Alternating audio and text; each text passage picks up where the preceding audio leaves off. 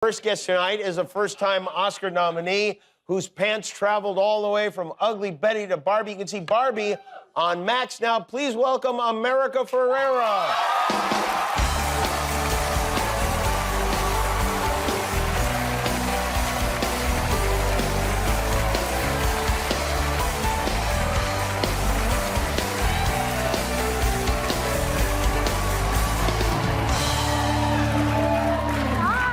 Does it sound strange to hear Oscar nominee America Ferrera? Is that normal to you now? Been waiting my whole life. Really? So, yeah. No, it's so surreal.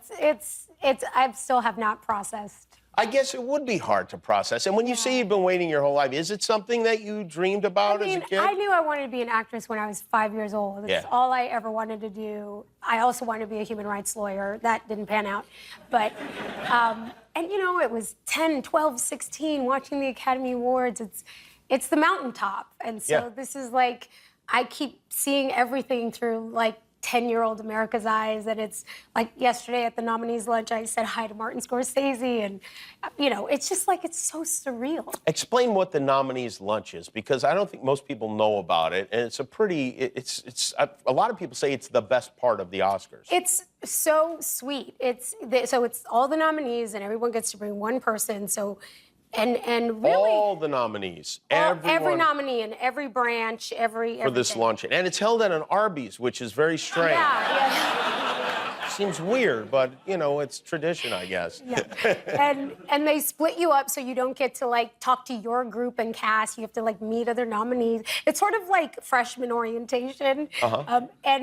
And then there's a point, like you eat and you mingle, and then there's a point where one by one they call every single nominee's name, and you stand up and you go stand in like a class photo, and then you take We have that class photo, actually. We have that I have photo? to move a little aside so that we can see you in the class. Where are you there? Oh, there you are. I can't really see that well. It's behind Martin Scorsese. And next to his editor, Thelma Schoonmaker. Oh yeah, there's Marty. And actual size. And there you are. And all the nominees are there. Wow, that's pretty. Who are you most excited to meet? And don't say everybody. Who was it? Well, there I was most excited to meet Martin Scorsese. Yeah, right. Did you get to chat?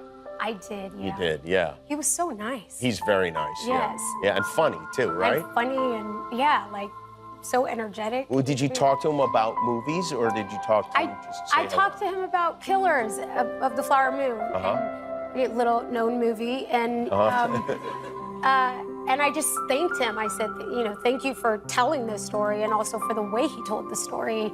Did he thank you for telling the Barbie story? Yes, yeah. Good. He said he was actually very kind and very lovely. He didn't mention Barbie specifically, but I think it made an impact on him. Were you awake when the nominations were announced? I was. I had just sent my husband and kids off to school. I didn't send my husband off to school. I sent my husband off to take my kids to school. America's husband is 11 years old. But very, very bright. Really, like a super genius almost. You were in New York, so yeah. So it was like school drop-off time, 8:30 in the morning. So it was like they were off, and I was still like in my pajamas, and I was like, I'm just gonna get back in bed. Let me like take this news lying down, because I wasn't, you know. Oh, you didn't feel like you were gonna get nominated? I wasn't expecting it, you know, and so I was just like lying in bed with, you know, head on the pillow with my little phone, and then I saw and heard my name, and I was just like stunned silent. I mean, I thought I would scream or cry, but there was no one there, so and there was a moment of like, wait, is this real? And then my phone started blowing up, and that's how I knew it was real. Who's the first person you spoke to? My publicist and my agent. And then Ryan called me, my husband, not Gosling, other Ryan. And no breaking news there. He called me, and everyone in the car was screaming.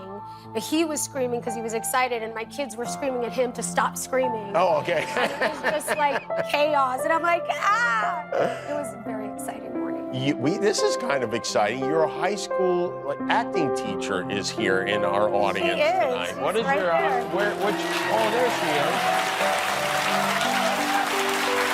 This has got to be exciting for both of you, right? This is Mrs. Freitag. I can never call her anything but Mrs. Freitag. I understand that.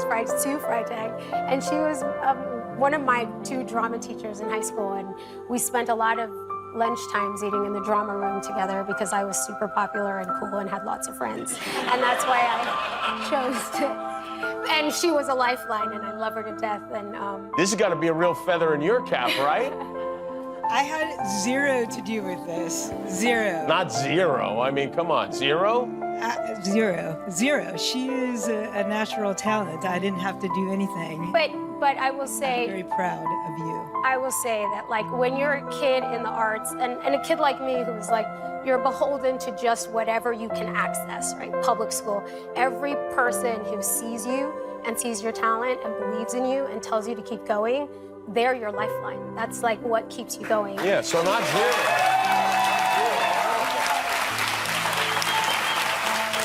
I love you, and I'm so very, very proud of you. That's America Ferrera is here with us. We'll be right back. It's literally impossible to be a woman.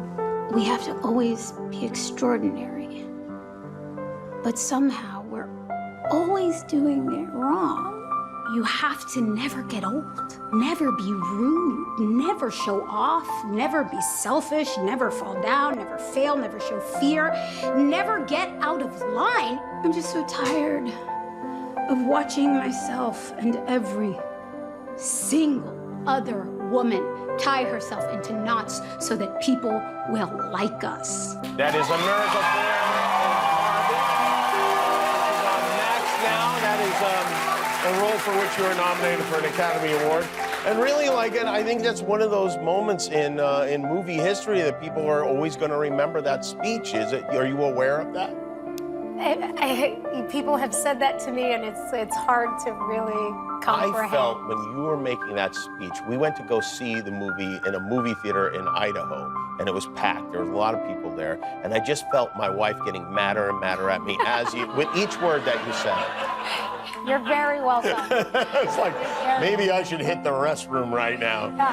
I think I'll do, like, bar mitzvahs and weddings with this. Yeah. You could have me come and I'll just, pump you up. 100%. You could do halftime at the Super Bowl. You could do all kinds of stuff, get people fired up. How long does it take to get that into your head, to really memorize that? I didn't memorize the words. I don't like to memorize lines like that because then I get stuck saying them a certain way over and over again instead of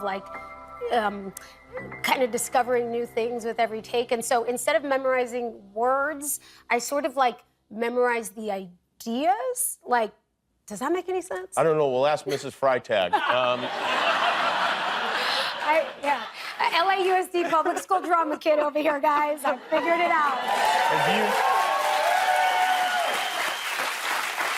Do you still remember it now? Does it stick with you, or is it gone once you're done? No, I could say some of it, but I don't know word for word, but I could say most of it. Did your kids see the movie? They did, yeah. And how old are your kids? My daughter's 3 and my son is 5. Okay. Did they like the movie? It's hard. Well, they didn't say anything about it for a really long time. I was watching them for every move. What are they going to do when I'm on screen? And then my husband's in the movie, so what are they going to do when Dad's on screen? And then when they finally said something, my daughter's question was, why were you driving that car? I was like, really? Not why am I on a massive screen with a life-size Barbie? Why am I driving? And then my son goes, did the Kens ever finish building that wall? That's what he wanted. Yeah, so I don't know that. There are a lot of unfinished walls in this country. How old were you when you started acting professionally? Professionally, I got my first job at 17. Okay. It was a Disney Channel movie called Gotta Kick It Up. Oh. And I was sure that I was going to get nominated for an Oscar for that. Oh, really? And 17-year-old America wants to know what took so long. That's, she really thought it was going to happen then. But then right after Gotta Kick It Up, I I got Real Women Have Curves right after that. Which I see. Was my first feature film, and that one kind of like changed. Were there any other stars in the movie with you? Did you meet other celebrities at that time, or was it like a small thing? It was mostly like young people, but I remember our first time on the Warner Brothers lot, in that first job I ever had, it was like, oh my gosh, it's Hollywood and it's a lot. We're gonna see people. And they're like, calm down, it's not like that. You might not see anybody. And then we were walking and I saw Brad Pitt and Jennifer Aniston standing at the door of their trailer talking across the road to George Clooney in his trailer, and Matt Damon was playing basketball. You had to ruin it. Yeah, you know, well, oh, that's you know, right. 3 out of 4 is not bad at all. That's pretty good. I mean, Brad and Jen and George, that's, you know, that's a solid. I forgot about the thing.